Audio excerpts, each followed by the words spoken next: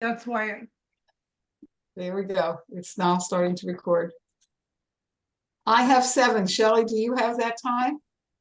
No, 7, 2 minutes. 2 minutes, 2 Okay. minutes. 2-minute warning. That's it. Yeah, they're not even here to hear it. Yeah, I know. So we better continue talking or else people will That's think right. something's They wrong. will. Right. How We many are- are we are here right recording. now? How many are here right now? 17. 17. Oh, the heck with And the others. 17 and going up. Okay. Shelley normally gets a cast of thousands. And if he doesn't, he deserves it. Shelley, Oh, how was well, your thank you. cruise? The Shelley? cruise was successful, thank you. Yeah. It was, Excellent. yeah, it was, thank you. You will be seeing some of these films. Oh, good. How many did you do on the cruise, Shelley? 8, Wow. yeah. A lot of work for you. Did they have to see them Oh, my before they God. came on the ship, or do they? No, they see them on the ship. They see them Aha. on the ship. And if That's they their don't like it, daily, I'm sorry, what, if they Elena? don't like it, Off the overboard they ship, right. go. They walk the No more plank. problem. It's yeah, they it fills their days at sea. For That's sure. yeah. Nicely. Shelley, you are so busy. I can't even keep up with the announcements. And all I do is read them. I think it's amazing how many films you're showing to Well, people who it's- love them and appreciate Thank it. you. Thank you. All right. Vern. And the All right. Stirling Library All people, right. the Stirling Library is extraordinary. Never Thank saw you. anything like it. We're trying to Yeah. do amazing things for your amazing audience. Okay, let's get Okay. started with the one and only Shelly Isaacs, founder and programmer for Café Cinematheque International. Programs available at many theaters and academic venues throughout South Florida. Shelley just returned from a cruise, a movie cruise on the Celebrity Line. He is known throughout South Florida. He teaches through the Lifelong Learning Society, at FAU and at FIU. He's a film expert for celebrity cruises and definitely the film expert for the Friends of the Stirling Road Branch Library. He is a professional and a dear friend of the library. We're thrilled to have him. I just want to make a brief announcement, a little plug. On February 4th, we're going to expand our cultural horizons. We have a first-time programming with the Broward Symphony Orchestra, and their jazz section was going to be at the library on February 4th to introduce our young people to music. The jazz quartet is coming, the trombone section, and we'll be playing Disney music and introduce our youngins to the wonderful world of music. So on that, please plan on coming. That's from 1 to 2 on Sunday, February 4th. It's the first of a 2-part, maybe a 3-part series. So we hope you all can make it then. And Shelley, it is really my pleasure to turn it over to you. Thank you, Fern. Good evening, everybody. It's so nice to see some familiar names and faces. I hope you all had a happy new year. Belated happy new year to you. So I wanted to start off this year with what I think is one of the best films of the last 20 years. I cannot tell you how much this film moved me, but let's get into it. The Quiet Girl is from 2022. It is from Ireland. The director's name is Colm Baird. The film is based on a renowned story entitled Foster. It was a Booker Prize nominated. It was Booker Prize nominated author Claire Keegan. The story originally appeared in New Yorker magazine in 2010 and was adapted into a screenplay by Colm Baird not long after he started really working on it. And the story is familiar to Ireland, especially as it has become required reading in their schools. It even has a test question. And she has written, since then, she's written 2 books. She has one that just came out recently called Small Things Like These, and her book before that was So Late the Day. While Colm Barrett has been making Irish language short films and documentaries for close to 20 years, this was his debut feature film, and is an unexpectedly, and the best way for me to describe it is devastatingly beautiful story. It is a devastatingly beautiful story, taking its cue from the title to build quietly to an affecting emotional catharsis. Set in rural Ireland in 1981, it's the story of Kate, as you've seen, a quiet, neglected girl in an overcrowded, dysfunctional family. Her pregnant mother decides to send her away for the summer to live with foster parents, her cousins, Evelyn and Sean. As she blossoms in their care, we see her blossom in their care in a house where there are meant to be no secrets. She does discover a painful truth. What makes this film classic of its kind is how restrained it is, how small, quiet moments make it more impactful as the film grows.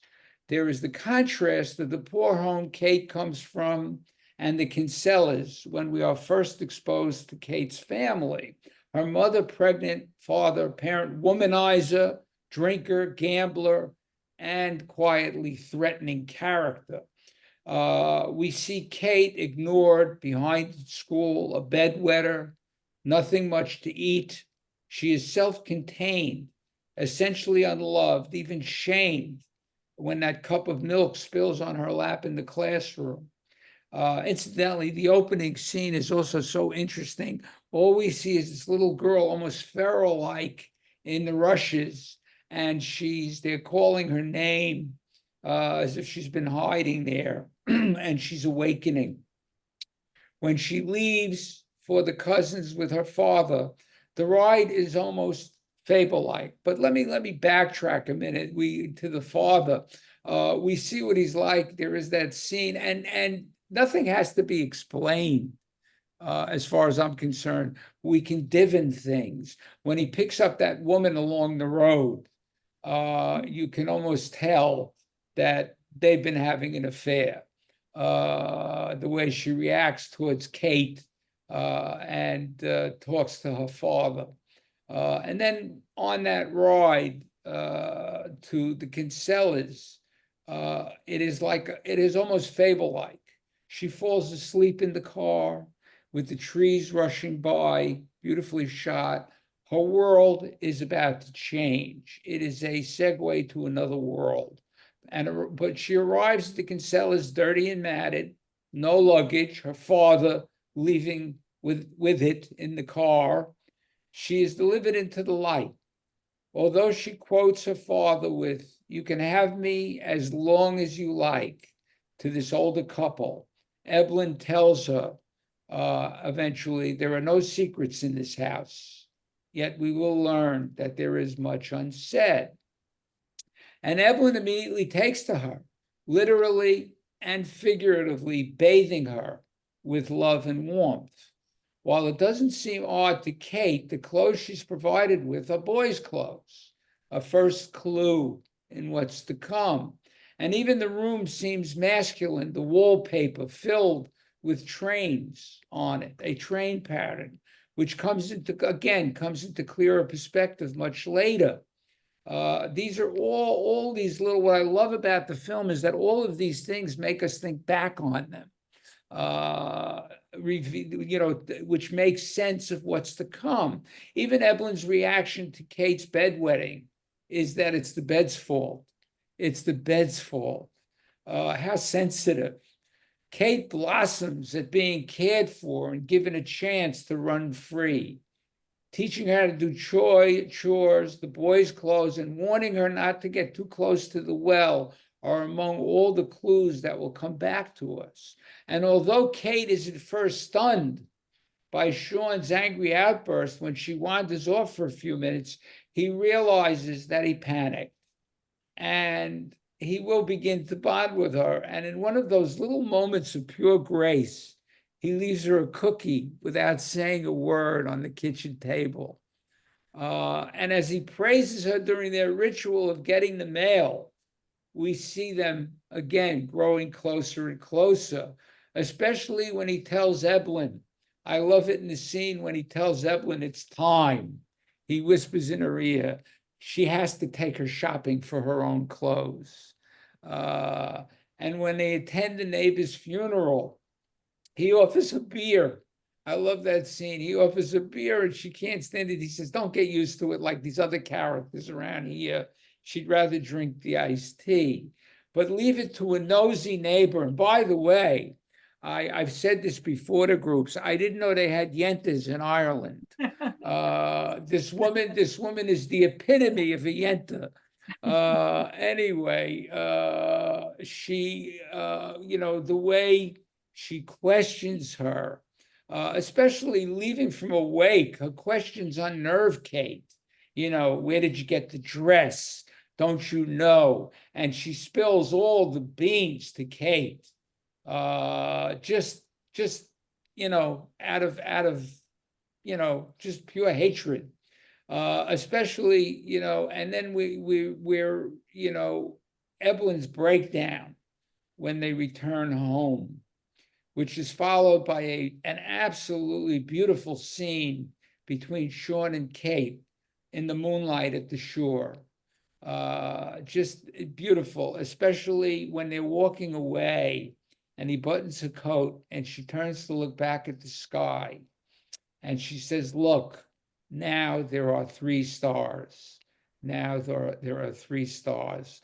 What metaphors, what poetry in this film.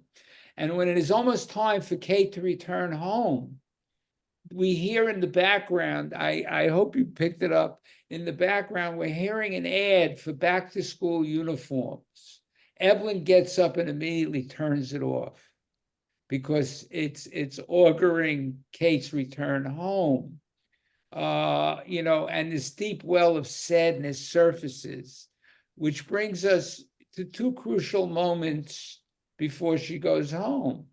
One, when she peeks through the door and she sees Sean and Evelyn in each other's arms, as if this is something they hadn't done in a long time.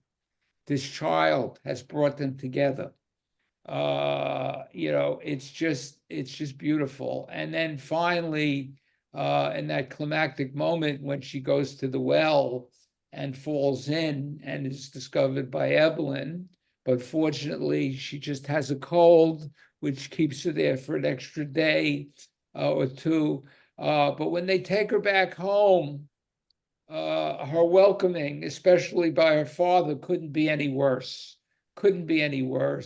And when she sneezes and has a cold, it's as if they're implicating Evelyn and Sean in having caused it. Anyway, how could we not be moved in that last scene when Kate is running down the road and we see in a montage all the moments she remembers, the everything that was done, everything that they did comes back to her and comes back to us. How could we not be moved as she runs into Sean's arms and says the final 2 words in the film that she whispers into his ear, Daddy, Daddy. It is remarkable. And then, of course, the father running down the road was also devastating. But I'll get back into that in a moment. The cinematography in the film catches all the little details. It's all about little details that steep us in pure naturalism. A hairbrush, her brushing her hair 100 times, brushing her hair, a shimmering water well. I mean, that shot in the water well, seen in reverse, we're looking into the well and seeing the world behind them. The weeping willows, a freezer that keeps everything fresh, a biscuit left on a counter, a pound for chalk ice, and so much more. The performances are powerful, especially by Catherine Clinch. This young girl plays Kate. This was her first role, and she was 10 when she began filming in 2020. Every tiny shift, every movement of her eyes, every tensing up of her posture and wary glance tells you everything you need to know about her. I mean, it's remarkable. Performance is remarkable. I will tell you, she was plucked she was taking acting lessons at a local school when they found her. And just what a lucky moment for us, as well as for the director. And using the local Irish dialect, the Gaelic, it is tender, thoughtful, almost a spiritual film full of details about childhood, grief, parenthood, and the rebuilding of a family. The rebuilding of a family. It is quite simply a genuine work of art by a genuinely empathetic artist, and I think one of the single most moving, heartfelt, and heartbreaking movies from any country that I've seen in the last 20 years. I just thought it was an astounding work of art from beginning to end. That's my feeling on it. If you have nothing nice to say, you can leave now. No, I'm teasing. But I do want to hear if how you did feel about it. And I'd like you to chime in about this small gem that is huge in feeling. So who's going to go first? Who wants to go first? Come on, people. Okay, Elena, jump right in there. Yeah, you got to unmute yourself. I loved it. It was a great film, beautiful film. Now I can stay.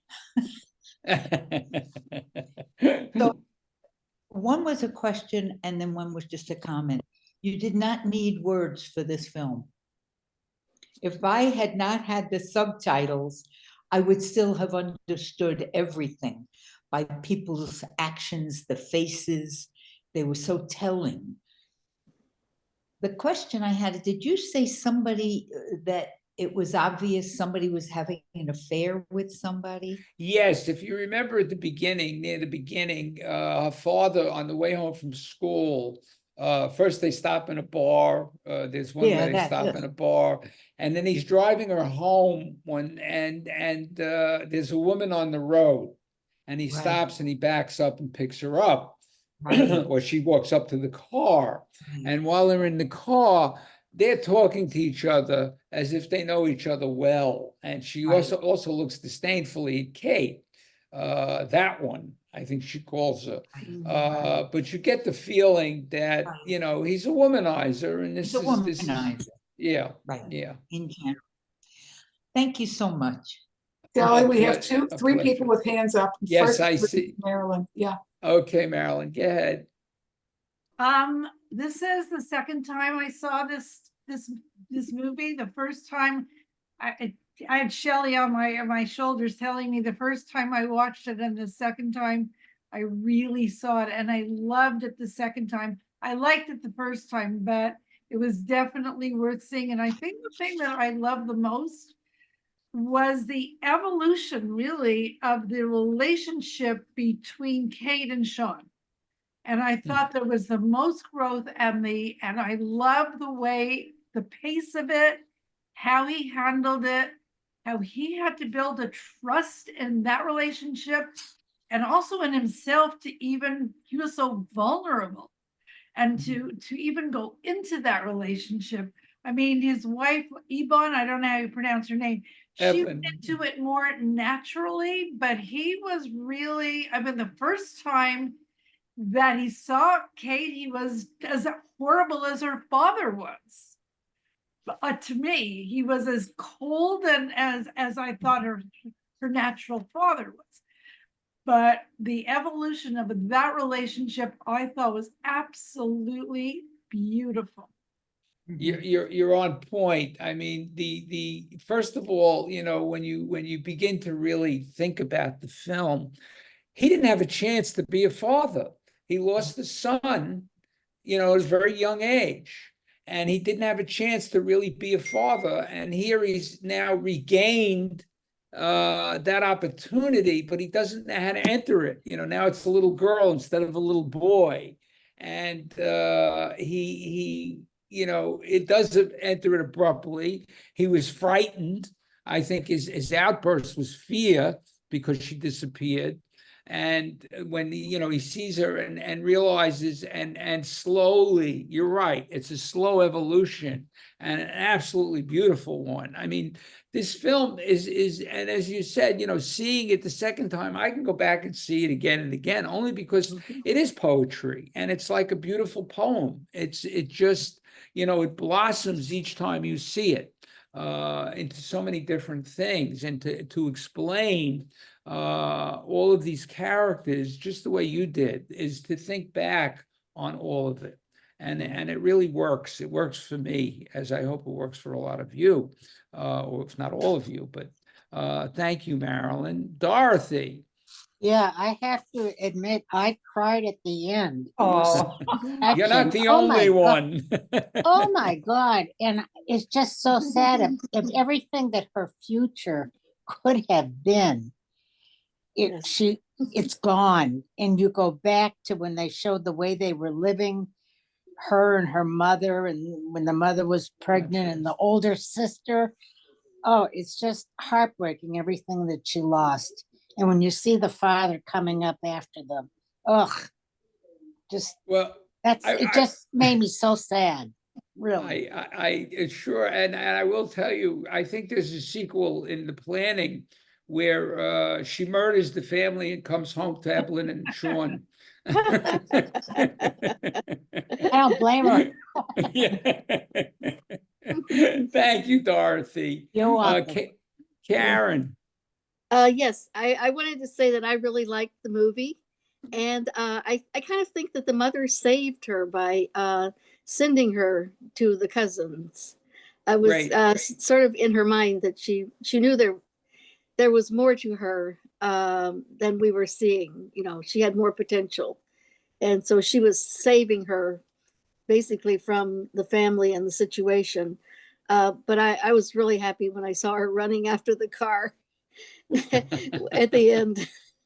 Well, you're a very positive thinker. I mean, it just, as I don't know if she thought of it as saving her or just getting her away. I mean, the mother was so Right. overburdened. Right. Get rid of one child. Yeah. But I like your positiveness. Thank you. Jackie. We really liked it also. I absolutely love the cookie scene, and that's not just because I'm a cookie person, but I thought it was absolutely wonderful how discreet and quiet that was. But now it's interesting that nobody has mentioned, when we saw this as a group before, and Marilyn was with me, and I think a couple other people, we all kind of thought that the ending was a little bit vague, maybe ambiguous as to whether she really did go back with the parents or whether she stayed with Sean Devlin. So I kind of remember, Marilyn, we were talking about that. I kind of think that, there's two ways it could have ended. Well, there's a number of ways it could end, but I think it's purposely ambiguous. But I think that this child is no longer the same child. We know that. And I think that may have, even if she stays, it would have an effect on her. It's the stuff that novels get written of by people like that later on, is that how this impacted on her, that maybe now she'll go to school, she'll be more attentive, she knows how to read. I mean, the way she read with Evelyn when she was teaching her to read the book. And she will blossom on her own. She's been given her own legs. She's been given her own abilities. She recognized them. I mean, even when Sean says, run to the mailbox, you got nice long legs on you, let's see you use them. And he times her. I mean, all of these things will add up to somebody. And so either way, either way the scale goes, I think she will grow into something special. But it's a good question as would they, I'm sure the father would be more than glad to give her up. I actually, though, I will tell you, when he comes running down the road after her and you look at her, it's the way he looked at Sean was like, she's mine. She's mine. So maybe he sold it to him. I mean, I wouldn't put it past him to say, sure, you could take her. How much is it worth to you? Yeah. I wouldn't put it past somebody like him. So there's a number of, things swirling in the air about what could be. But I'm glad you brought it up. You did bring up the ending that way. Thank you. Did you have anything else, Jackie? Okay. Dorothy has her hand up too. Oh, Dorothy. That's a surprise, isn't it, Shelley? What? Yeah. Well, you'll come back. I know you. Susan. Yeah, Dorothy. It's really odd that you said what you said about the ending, because my thinking was he is such a kind of unfatherly, it's a cultural thing. I thought he was coming and he saw that and he said, here's my opportunity. I can have this child leave and it's one less mouth to feed, one less person to even care about, and I can get something for her. And it's terrible that I thought that, because I was crying as I'm watching her hold her daddy. But it was a really beautiful portrayal of somebody who went there as such a shy, timid, I don't know, person that didn't have good feelings about herself, that didn't even see herself. The going to the bathroom, the whole everything about it. And at the end, she just had blossomed into a lovely little girl, and who was cared about.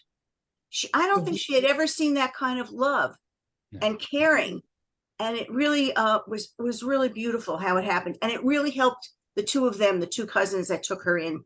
It really helped them get over their tragedy and come together again and do something really beautiful for someone. But the heartbreak was letting go. It was just heartbreaking, really. So thank you for the movie, but thank you for the tears. Luckily, I don't wear much eye makeup, so.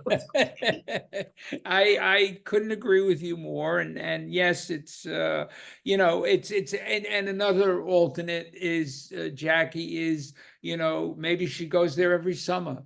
You don't know, but I would certainly appreciate, him, our real father, having a good accident, shortly after. But it is interesting. Rachel. And I wanted to talk to this about the scene when they are dropping her off, the awkwardness of the whole thing. They don't want to let her go, but there is no hugging. There is no nothing. Okay, it's time to go. And it was just, and I'm going, that's it? That's all they're going to do? They're not going to hug her? They're not going to do this? And I'm like, and she's looking like shell-shocked that, this is really happening. And I'm going, oh my God, they're not going to end this movie this way. They're not going to do this. And as soon as she walked out and I was watching it with my friend, I go, she's going to run. She's going to run after that car, and she better catch up to that damn car, because I'd be really upset if she get to the car, that, he shuts the gate and they keep on going. And, and also nobody has mentioned the mother is sitting in the car crying. And, she does not come out. And it's the irony of it, because it was, I'm sure, more the mother, the woman that wanted to foster this child than he did. But yet it is, he is hugging her, and you felt it, and I was tearing up also during that scene, because, and you see it from her, the child's eyes when she comes back to the home. You see her, you feel for her, because, and they do it very subtly. They don't overdo it. Like, you just see the mother with the baby and everything else. So thank you for this movie. A pleasure. Oh, well, also, by the way, Rachel, are you coming to us from 1954? Because you're in black and white. I don't know why I'm in black and white. I do not Classic know why. television. I don't know why. I have no idea why I'm in black and white. I don't know how to change it. But I will figure it out. Maybe next time. Okay. Anyway, no, and what you're saying is so true. When she was going to remark, when she does come back home, she sits there, and I felt like her sneezing was a little overt. It's like she would sneeze a little too hard. So maybe they would say, maybe you should go back. We don't want you to be sick here, kind of thing. It was really, all these little moments were so interesting. But yes, thank you. I'm so glad. Sandra Fuss. I think I want to ask a question. Hi, Shelley. I just love, I lost my picture. It's okay. We I can hear just, you. You're in the corner here. yeah, I just love the movie. I have to tell you though, for me, one of the saddest parts of the movie is when they bring her home and nobody cares that she came back. No. Nobody looks at her. Nobody, for the mother, Sister in the background. the sisters, nobody cares that she came back. And I also thought the moving part of the movie was how the relationship between her and Sean develops in the cow shed, the cow barn, sweeping the muck. And Yeah. how to me, that was like the beginning of the bonding. And I thought that was important scenes. Well, and again, I think back on, I see it in my head. She takes the initiative. She picks up the broom. She starts sweeping along with him. I love it. Go ahead. I'm sorry. When she disappears, though, the first time, he doesn't know where she is, and she went to look for a broom. Yes, she's in the shed. Remember, there's a Yes. broom there. Yes. And when he's milking the cow, he's feeding the calf, and she's asking the questions, why isn't it, well, why are you giving it powdered milk? He says, because we need the milk to sell. And he says, well, that didn't make sense to her, and rightly so. Well, why doesn't the cow have the real milk and we have the Right. powdered Yes, milk? it's Yeah, out of the it was mouths of just babes. a beautiful part of the movie for me, I thought. Yeah, it was. Thank you. Marilyn, you had something else? Yeah, actually, when Susan said what she had to say, and she talked about the love, and I really probably think that if I had to say what a major theme in this movie was, it was the power of love. Oh, absolutely. Love definitely made a big difference. But in addition to the love among the family members, I thought it was an eye opener for Kate to see that Sean and however you pronounce the wife's name, Evelyn. they loved and cared about their neighbors, how they went out of their way to help all the neighbors. Well, she came from a home that was full of secrets. Nobody knew anything about anybody. So in addition to the love within the home, there was also a caring that she never saw. So all this love together, to me, was a major theme of this movie. It's also about, and you've seen films with me and probably on your own by Hirokazu Koreeda, the Japanese director. We've seen his films, and he is the same kind of director because his films are about building families. And in this case, it is building a family that's not natural. In other words, it's putting together a whole alternate family. And that's one of the great things, is where does family come from? Well, what is a family? What is a family? Exactly. What is exactly a family? And what is that love and love is crucial to being a family. That's, it's a crucial element. So yes, I agree with you. Thank you. Marilyn, I'll get to you, Linda, just a second. Marilyn? Yes, you mean me, Marilyn? Is it two Yes, the other Marilyns? Marilyn's finished. You. Okay. Yeah. I happen to agree with Marilyn said about love. I saw this girl as a little seedling at the beginning, and at the end, she was a beautiful flower. And I really felt very positive at the end that she had the strength, and no matter what happens, no matter which home she's going to be living in, she's changed and she's strong. And I loved the movie, and I also cried at the end. It was beautiful. Thank you. Thank you. Thank you. Okay, Linda, go ahead. Okay. Yes, I mentioned it before the thing started, that I had read the book and just absolutely loved the book. So usually when that happens, I'm very hesitant to even want to watch a film because almost always you're very disappointed when you really loved a book. But I did find that this one was so well done. And it was very understated, just like the novel was. It didn't hit you in the face, with anything. And it just was very sweet and everything. And so I did thoroughly enjoy it. And then the only comment I have about what's been said and everything is I had very little faith that in the end with the father, though I think he was teed off. I don't think he was happy at all that she was liking No. And so I think he was, I was afraid for the child that it was going to be worse on her, actually, being back with him because he kind of felt above them, I think. Because like when he dropped him off, he was just like very a thing. And then I was thinking she even looked afraid when she was sneezing, like she was afraid they were going to get blamed for something. I thought she was more of a hesitant, sneezing and all. And then the expression on his face when he saw her hugging them and all, I think he was going to be very angry about that whole situation. Well, you just opened up another, this is why the ambiguity works so well. You just opened up another alternative because he was, yes, and he was also a liar.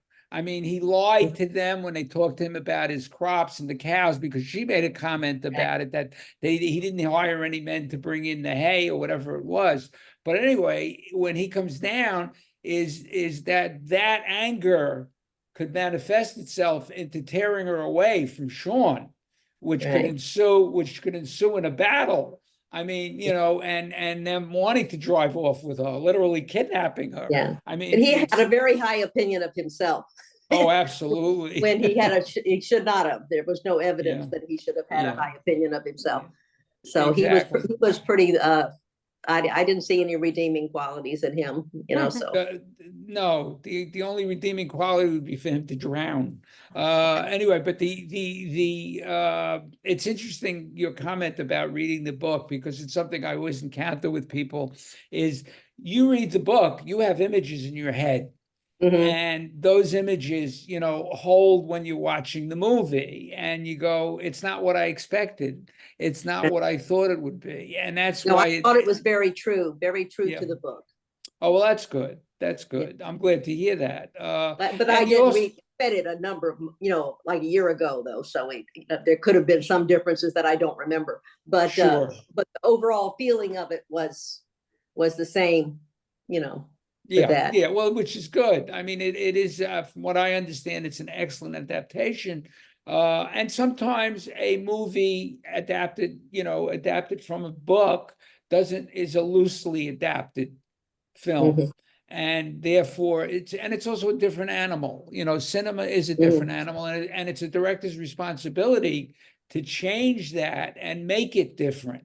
Make it so that you can either enjoy it as a film by itself and enjoy the book but we have a tendency even to cast books sometimes to see, we put an image in our mind of who we see being a character, so that affects how we look at film. I find that with people. Well, I think you can visualize a better person to play the little girl though than the one they had there. I was very shocked to find out that it was her first role. Yeah, she was. But Has she gone on to do anything else? She will be. Her parents, I forget. Her parents, she comes from a very good home. I will tell you that.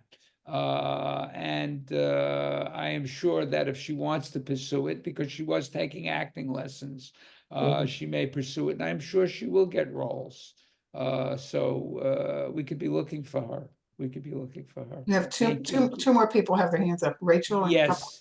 Yes. Yeah, go ahead, Elena. I think go ahead, Elena. You got to unmute. Okay, I thought there was, Sandra was in front of me. Okay, so a couple of things as you've been talking. No one, are you frozen? You're okay? You're not frozen. Thank you. The house, the home that she came from, nobody was loved. It wasn't like some of the people were consentidos, favored. Nobody felt love. Nobody gave love. There was no love in that household for anybody. And you could easily, and it would be true, say the mother was abused. Absolutely an abused wife and person. And yet there was no one around that could save her. And she wasn't going to save herself. Her image of her life was, this is what it is. And it was very sad. The guy, I'm not usually tolerant of mean, nasty guys, right? But one does wonder, how did he get so evil? What made him in his life become such a terrible person? Therapists would have a field day with that.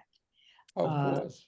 We lose interest or we get angry, and I did too. I was calling him every name in the book. But there was a person in there who grew up as a kid somewhere, maybe in a house like that. And I honestly don't think he was full of himself. He acted like he was full of himself. I don't think he could be proud of himself for anything. He must have an awful self-image, which is projected as like a politician we know, who always says how great he is, but inside he must not feel that way, because why does he keep promoting that idea and everybody else is a jerk? So I feel bad in a way for this guy that his life is so miserable. And the final thing is, I didn't like the Yenta. I felt, what was the point in that nice area that they all lived? And she got help from this wonderful lady in the family. Why was she digging for schmutz on this wife and this mother?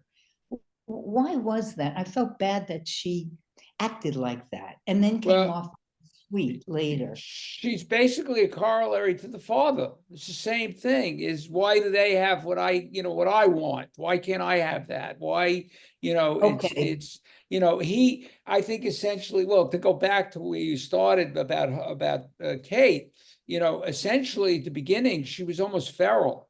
The way we see her come out of the bushes, the way we see her in school. And that's, one of the things that we realize about her. But chances are, I mean, look, it's a culture that's not showy, that's not, they obviously don't embrace a lot in public, especially. But he obviously could have been abused. He was obviously a bully. I felt he was a bully.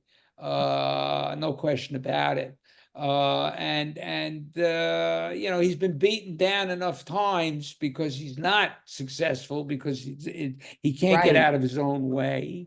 And that's the kind of character he is. He's his own worst enemy. Absolutely. And created this world around him that Yes. is a horrible world for everybody. Right. He instills fear in people, and that's not a good thing. It's not a good thing. Well, but terrific. Thank you, Elena. Thank you. Rachel? Okay. Well, first of all, about the Yenta, I thought she was because of her, we knew what happened. I felt even before, like the foreshadowing that she's in boys' clothes. Why would they have boys' clothes? Why was the wallpaper? And so, and also the Yenta even started her conversation with the little girl about how does she make her pastry or whatever that is. Right. And Right. it was just trying to dig, because I think she was envious of this Yes. woman, definitely envious of her. And so she just wanted to bring her down a peg. And she just wanted to do this. And it was mean. It was evil and mean. Also, nobody brought up about the little girl when she fell in that well.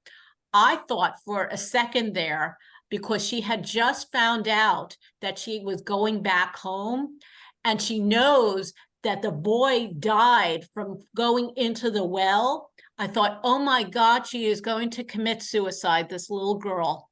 I was like panicking that she was going to do that. I'm going, please, dear God, don't let this movie go there, because I all of a sudden, and the editing of it, all of a sudden she's at the well, she's getting out the pail, and then all of a sudden there is nothing. You don't know what happens. And the woman is calling her, she's not answering. And I'm going, oh my God.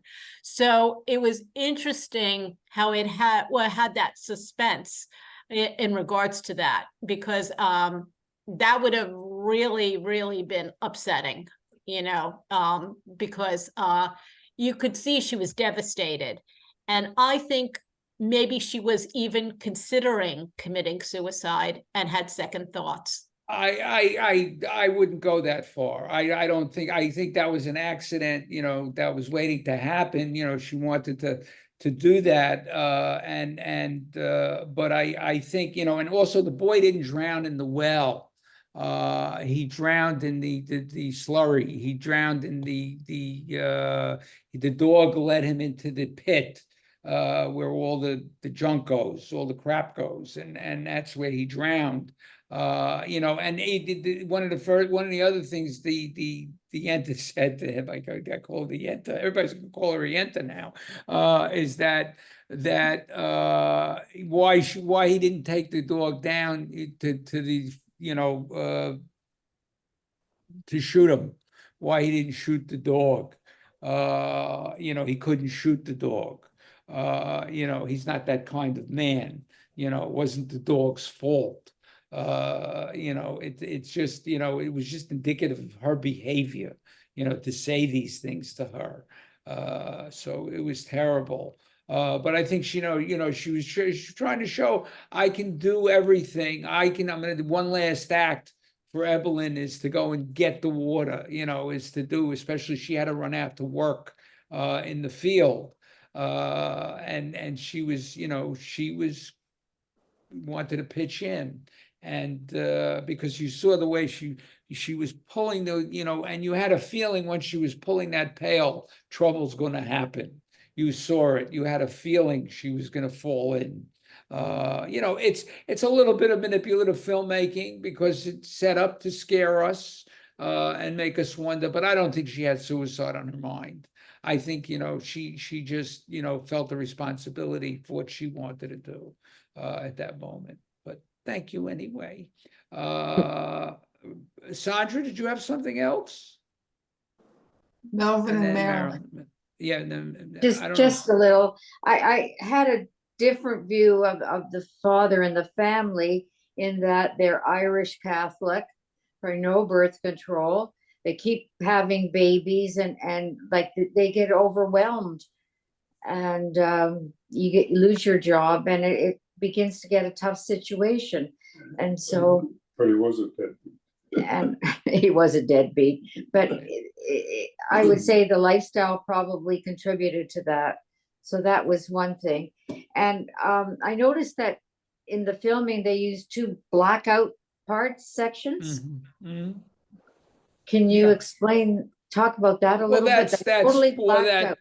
That creates that tension of what happened. It leaves us to think for a moment. As I said, it's almost a manipulative technique on the director's part, you know, I to didn't, create okay, that I didn't see tension. it that way, but, Yeah. all right, one was after the well scene. When was the other one, the first one? Now I forget. I think it was when she was driving to Evelyn and Sean's. It blacked out. But that's why, well, that was sort of a segue into she's entering another world, which she really did, so Okay, thank you, I didn't know how Sandra. to interpret that, but Yeah, okay. Marilyn Rush, That's me. Mel, okay, Mel. I just want to point out, whenever we see a foreign film, we have to take into consideration the culture of the people. Yes. For 2 years, we attended an Irish theater, and every play was about a father, a drunken father, just the same as this father in this picture.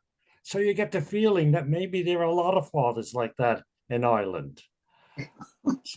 Well, there's a lot of fathers like that here too. But I think that it's you know that becomes almost a caricature sometimes. But yes, it's you know, if you know, they drink a lot. You know, if you've seen plays, and you've seen plays by Sean O'Casey, and even you know, our esteemed James Joyce.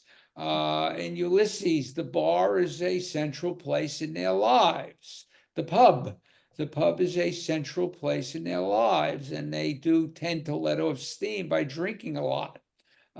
They drink their troubles. And that's, you know, pause there. that's part of it. Yeah, it's interesting. It is a cultural, which is one of the reasons I do this. It opens us up to other cultures, either to the universal in those cultures or to the differences in those cultures. What makes us human, I think, is important to understand the similarities and the differences So who else has something they'd like to say? Anybody else have anything? Oh, okay. Yeah, we pretty much gone through it tonight.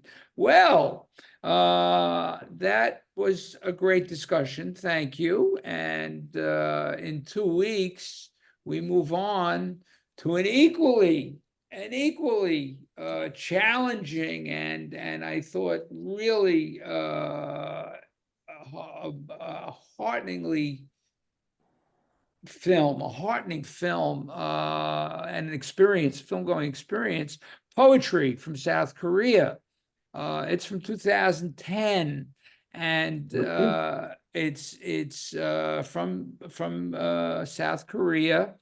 It won at Cannes for Best Screenplay and a special prize from the ecumenical jury, and an outstanding performance, one which received major awards throughout the world. I'll tell you more about her when we meet, but it's an internationally acclaimed film by both critics and audiences. Where did we watch this film, The Quiet Girl? Where did we watch it? On Probably Apple? on either Canopy or Amazon. But anyway, Poetry is the story of Mia, an aging part-time maid and full-time guardian of her very, you will see, apathetic grandson. Concerned by her frequent forgetfulness, she takes a poetry class at the local arts center to sharpen her mind. She begins to appreciate what's going on around her, the wonders of nature. But a heinous crime initiates a chain of tragic events that will change her life forever. It is again a devastating film, this one about an older woman. And it is fascinating because it does take us into the culture. As Mel mentioned about the Irish, it takes us into South Korea. But it is again also universal in its approach. And it's filled with some very interesting characters from my point of view. So I'll look forward to discussing that with you when we meet again in 2 weeks. Until Shelley, what's then, the date and where can we find the film? aha. You had to ask me that when I closed it. Just 1 second. I waited. Yeah. Where was It's it? on It was on February Canopy, 7th. Sean. It was on. February- Canopy. Yeah, it's on Canopy, that I can tell you. It's February 7th. It's on Canopy. You should be able to get it on Amazon too. I don't get Canopy, but that's okay. I will tell you exactly where you can get it. Hold on. All right, if you can, February 7th, yes, 6 o'clock. Sure. Let me go Title to my- again? Poetry. Okay, here we go. Let's see. Poetry. Okay. I'm sure we'll get an announcement of it. Yes. Yes, Yeah, you can it'll get. be, it'll be in the calendar. Do you get Hoopla, Elena? Do I get what? Hoopla? No, Hoopla. no. Okay, Amazon has it. All right. Amazon does Good have it. enough. All right. By the way, you said earlier, someone said, the spokesperson, that it's Fern. broadcast all over the United States. I'm in Mexico right now, and I've got you in Turkey, so it's everywhere. I like everywhere. that. I like that. You make us international. You We're make us international. international. Yes. We are. The International Friends of Stirling Library. I That's it. You love have that. to change your name. You Yes, have to yes. change your name, Marilyn. Yeah, so good. Thank you, Shelley, for another fabulous critique. I hope everybody enjoyed it. Everybody was, we had a total of 27 people watching and listening and participating. So we thank you all. Continue to be friends of the Stirling Road Branch Library. It has become the center of our universe, and even in Mexico. And we want it to be the center of yours. So continue to support us, come to our events, and be well. And we'll see you next time. Thank you, Fern, and I appreciate you. all of you, believe me. Thank you. Take Bye-bye, care. Michelle. Thank Great you. presentation. Thanks. Guys, thank you so much. Thank you. I like Come you in back to the black and white. future. Okay? Rachel, come back to the future.